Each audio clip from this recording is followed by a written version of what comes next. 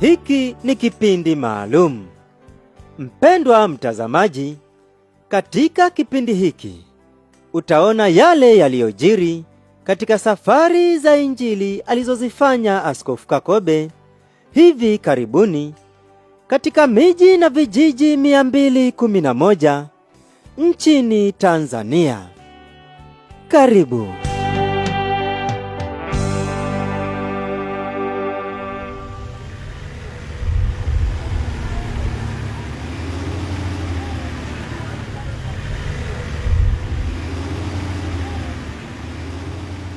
Kuanzia Jumatano tarehe 10 Januari mwaka 2007 hadi Jumatatu tarehe 17 Septemba mwaka 2007, Askofu Mkuu Zakari Kakobe alifanya safari za Injili zilizoandika historia ya kipekee katika uinjilisti duniani.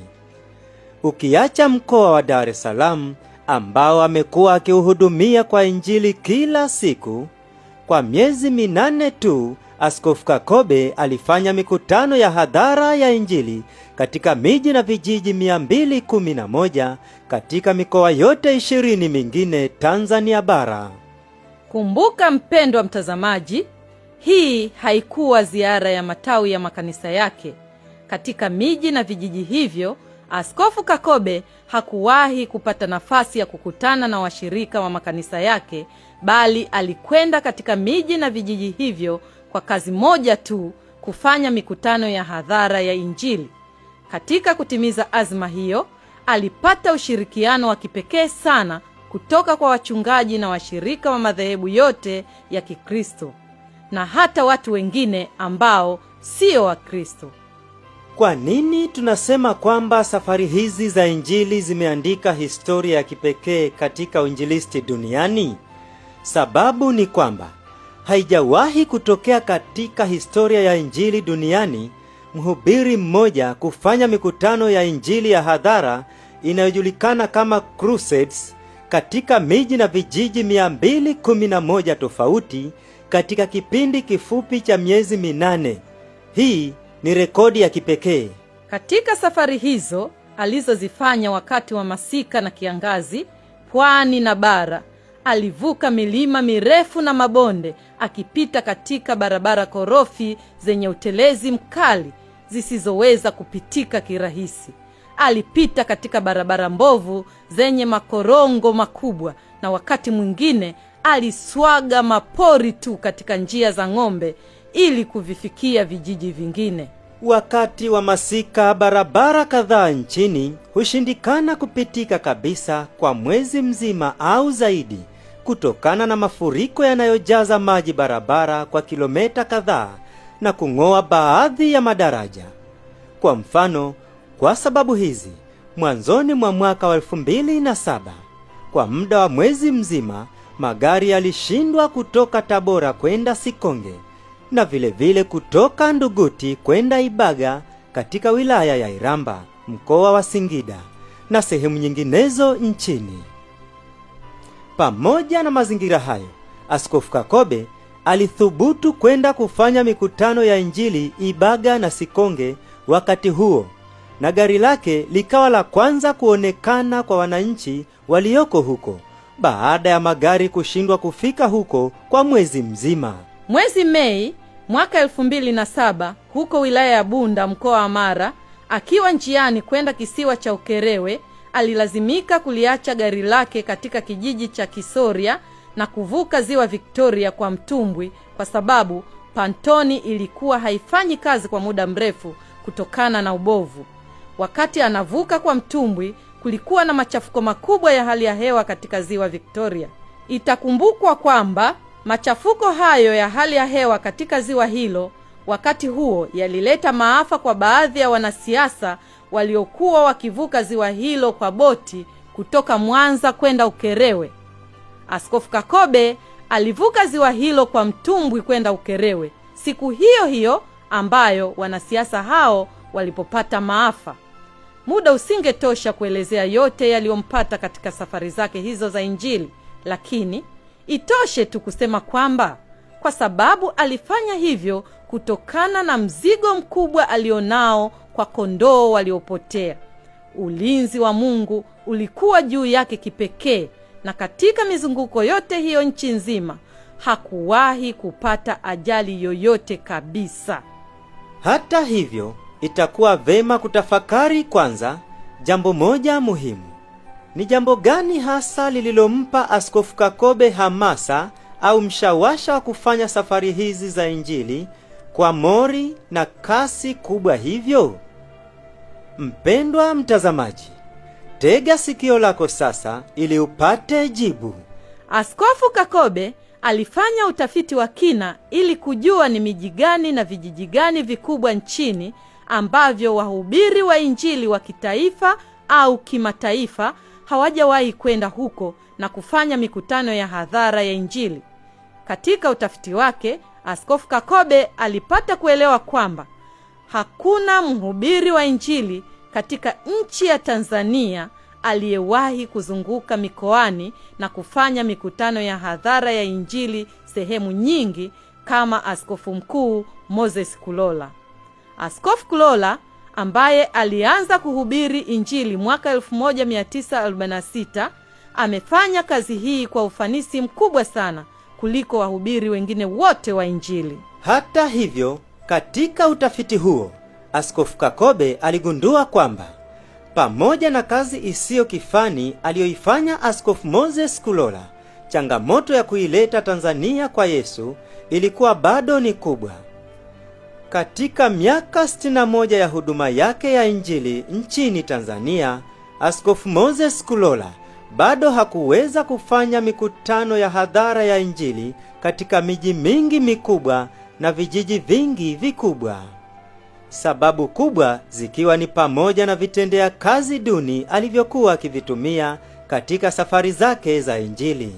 Kwa mfano, hakuwahi kuwa na chombo chake binafsi cha usafiri kwa miaka ipatayo 50 katika jumla ya miaka 61 ya huduma yake ya Injili, jambo lililochangia sana kumfanya ashindwe kufika katika miji na vijiji vingi vikubwa, ukizingatia kwamba kwa miaka mingi ya huduma yake magari ya abiria yamekuwa hayafiki kabisa katika miji au vijiji vingi, na sehemu nyingine gari la abiria hufanya safari mara moja tu au mara mbili kwa wiki kutokana na miundombinu hafifu au uhaba wa magari hayo. Changamoto hii ilimpa Askofu Kakobe hamasa au mshawasha wa kuifikia miji na vijiji vingi vikubwa kwa Injili, akidhamiria kutoa kipaumbele kwa miji na vijiji vile ambavyo Askofu Moses Kulola hakuwahi kuvifikia kwa Injili.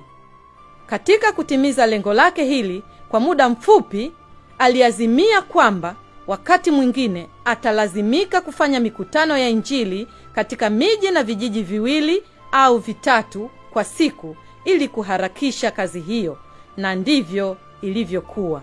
Siku halisi zilizotumika kuhubiri Injili katika miji na vijiji hivyo 211 zilikuwa 138 tu, yani zaidi kidogo ya miezi 4 tu. Siku zilizobaki katika miezi hiyo 8 alizitumia kwa safari, mapumziko na vile kazi ya kuchunga kanisa la Dar es Salaam na kazi nyingine za kichungaji. Askofu Kakobe aliweza kuhubiri Injili katika miji na vijiji 211 kwa siku 138 tu kama ifuatavyo. Siku 10 katika siku hizo, kila siku alifanya mikutano ya hadhara ya Injili katika miji au vijiji 3 tofauti. Kwa mfano, Jumatatu tarehe 7 Mei mwaka 2007 alifanya mikutano ya Injili katika mkoa wa Mwanza kama ifuatavyo. Saa 2 hadi saa 5 asubuhi alifanya mkutano katika kijiji cha Nyanguge wilayani Magu. Saa 7 hadi saa 10 jioni siku hiyo hiyo alifanya mkutano kijiji cha Usagara wilaya ya Misungwi. Na saa 11:30 jioni hadi saa 2:30 usiku siku hiyo hiyo alifanya mkutano katika mji wa Misungwi, na kadhalika na kadhalika. Kumbuka kwamba kutoka mji mmoja hadi mji au kijiji kingine alitumia usafiri wa gari lake tu. Siku 53 nyingine katika siku hizo 138, kila siku katika siku hizo alifanya mikutano katika miji au vijiji viwili tofauti. Asubuhi alihubiri katika mji au kijiji kimoja, na jioni siku hiyo hiyo alihubiri katika mji au kijiji kingine. Sehemu nyingine kutoka mji hadi mji mwingine ilikuwa ni mwendo mrefu sana, lakini bado aliwezeshwa na Roho Mtakatifu kuhubiri kote kote.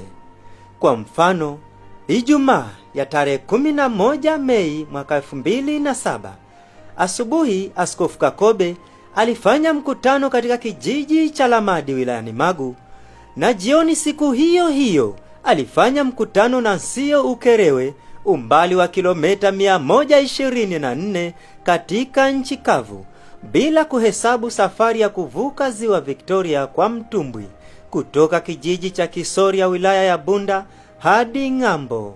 Jumatano tarehe 16 Mei mwaka 2007 asubuhi, Askofu Kakobe alifanya mkutano katika kijiji cha Kabanga wilayani Ngara, mpakani mwa Tanzania na Burundi, na jioni siku hiyo hiyo alifanya mkutano katika mji wa Biharamulo, umbali wa kilomita 166. Ijumaa tarehe 24 Agosti 2007, asubuhi Askofu Kakobe alifanya mkutano katika kijiji cha Mugwashi wilayani Lushoto, na jioni siku hiyo hiyo alifanya mkutano katika mji wa Handeni, umbali wa kilomita 150, na kadhalika na kadhalika. Siku nyingine 75 zilizosalia katika siku hizo 138, kila siku katika siku hizo Askofu Kakobe alifanya mkutano katika mji au kijiji kimoja. Baada ya kuyajua haya, baada ya muda mfupi, katika skrini au kioo cha TV yako itaonekana orodha ya miji na vijiji 211 ambavyo Askofu Kakobe alifanya mikutano ya hadhara ya Injili katika kipindi cha kuanzia tarehe 10 Januari mwaka 2007 hadi tarehe 17 Septemba mwaka 2007. Kumbuka kwamba katika miji na vijiji hivi Askofu Moses Kulola amewahi kufanya mikutano ya hadhara ya Injili katika miji na vijiji 59 na hajawahi kufanya mikutano hiyo katika miji na vijiji 152.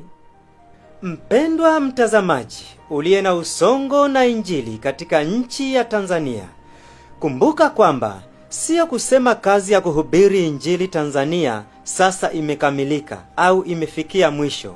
La hasha, kazi hii ni kazi endelevu.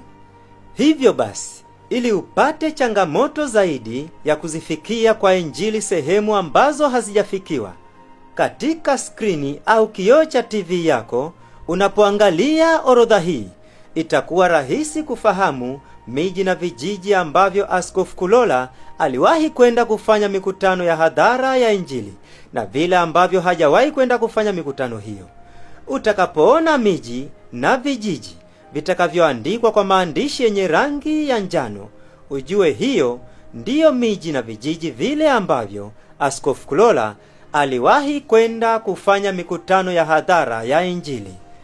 Na utakapoona miji na vijiji vitakavyoandikwa kwa maandishi yenye rangi nyeupe, ujue hiyo ndiyo miji na vijiji ambavyo Askofu Kulola hajawahi kwenda kufanya mikutano ya hadhara ya Injili.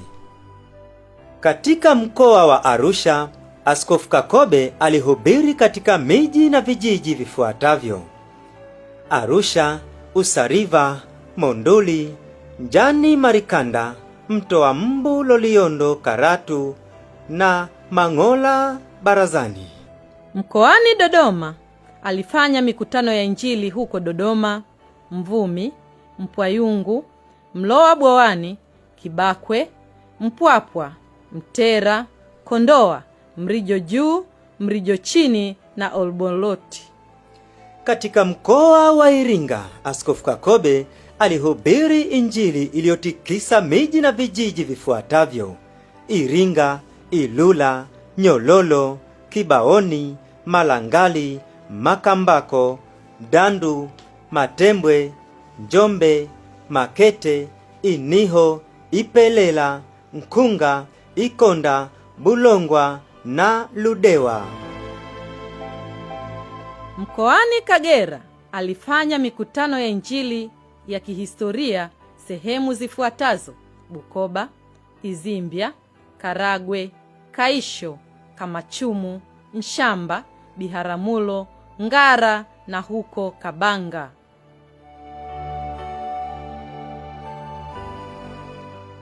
Na huko mkoani Kigoma, mikutano yake ya Injili ilifanyika Kigoma, Kasulu, Nyakitonto, Kasangezi, Kakonko, Kibondo, Kifura, Kasanda na Kalinzi.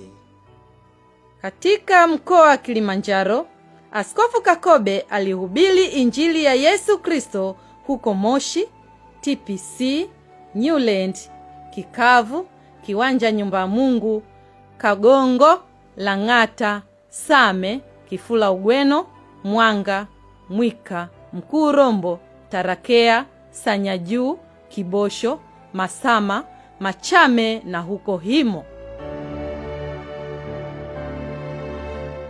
Mkoani Lindi, miji na vijiji vilivyokuwa na mikutano ya Askofu Kakobe ni Lindi, Ruangwa, Ng'apa, Ngongo, Kupama, Mbuyuni, Liwale, Nachingwea na Naipanga.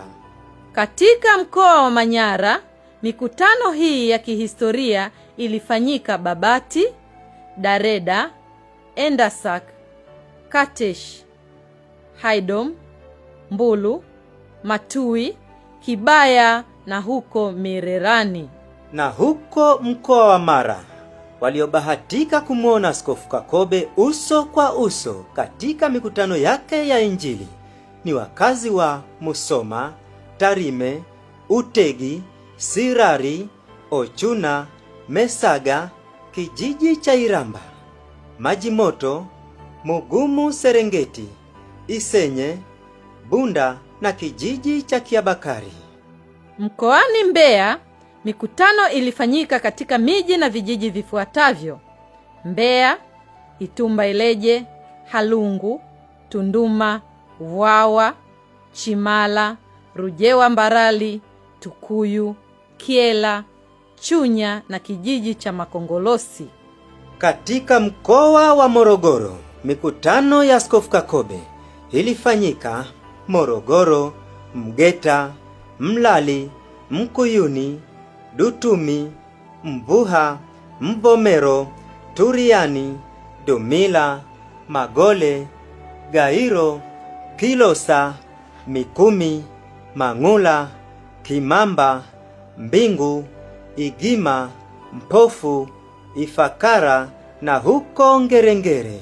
Huko kusini katika mkoa wa Mtwara, Askofu Kakobe alifanya mikutano ya Injili huko Mtwara, Mahurunga, Tangazo, Newala, Tandahimba, Mangaka na Ndanda. Mkoani Mwanza, mikutano hii ilifanyika Mwanza, Usagara, Misasi, Nyanguge, Misungwi, Kome, Geita, Nyehunge, Sengerema, Kasamwa, Lamadi, Nansio, Magu na huko Bwisya katika kisiwa cha Ukara. Katika mkoa wa Pwani, Askofu Kakobe alifanya mikutano Kibaha, Soga, Mnemela, Alave, Kisarawe, Mkuranga na huko Kilindoni katika kisiwa cha Mafia. Mkoani Rukwa, mikutano hii mikubwa ya Injili ilifanyika Sumbawanga na Manyere, Wampembe, Kipande, Mpanda na kijiji cha Mwese. Katika mkoa wa Ruvuma, mikutano hii ilifanyika katika miji na vijiji vifuatavyo: Songea, Madaba, Maguu, Kingerikiti na Tunduru. Mkoani Shinyanga, Askofu Kakobe alifanya mikutano ya Injili Shinyanga, Isaka, Runzewe, Ushirombo, Masumbwe, Kahama, Lalago, Mwanuzi Meatu, Maswa, Bariadi na huko Kakola. Na huko katika mkoa wa Singida, mikutano hii ilifanyika Singida, Itigi, Makiungu, Kinampanda, Kiomboi, Ibaga na kijiji cha Nduguti. Katika mkoa wa Tabora, mikutano ya Askofu Kakobe ilifanyika huko Tabora, Sikonge, Urambo, Mkinga, Nzega, Lusu na Itobo. Na mwisho huko mkoani Tanga, Askofu Kakobe alifanya mikutano hii Tanga, Duga Maforoni, Maramba, Muheza, Kabuku, Korogwe, Mkata, Pangani, Bumbuli, Soni, Mlola, Lushoto, Mugwashi na huko Handeni.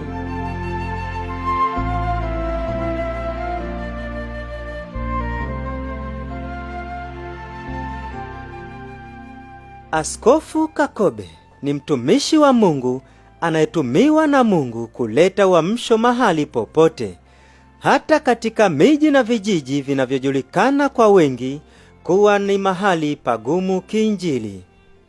Mtumishi huyu wa Mungu mwenye mvuto wa kipekee kwa watu wa namna zote, kwa lugha ya kigeni anajulikana kama revivalist. Mikutano yote hii haikutangazwa katika TV, redio wala katika magazeti. Askofu Kakobe hakutaka ratiba ya mikutano yake kutangazwa katika vyombo hivi vya habari kwa kuhofia watu wengi kutoka miji ya mbali kusafiri kufuata mikutano hiyo kama ilivyowahi kutokea hapo awali. Mwaka wa 2005 aliwahi kufanya mikutano katika miji ya Tanga, Mtwara na Kigoma. Mikutano hii ilitangazwa katika vyombo vya habari. Matokeo yake, watu wengi walitoka mbali sana kufuata mikutano hiyo. Kwa mfano, katika mkutano wa Kigoma, watu wengi walitoka Kongo, Burundi, Rwanda na mikoa ya jirani na kwenda Kigoma katika mkutano huo. Wengi wao walikwenda wakiwa hawana mahali pa kulala na vile vile wakiwa hawana chakula na kuwafanya wahudumu kushindwa kuwahudumia ipasavyo, na miji hiyo mingine ilitokea vivyo hivyo. Katika mikutano yote ya safari hii, matangazo yalifanyika katika mji au kijiji husika tu siku moja tu kabla ya siku ya mkutano. Hii ilisaidia sana katika kuwapata wakazi tu wa mji au kijiji husika na vijiji kadhaa tu vya jirani. Vile vile, siku yenyewe ya mkutano, nusu saa tu kabla ya muda wa kuanza mkutano,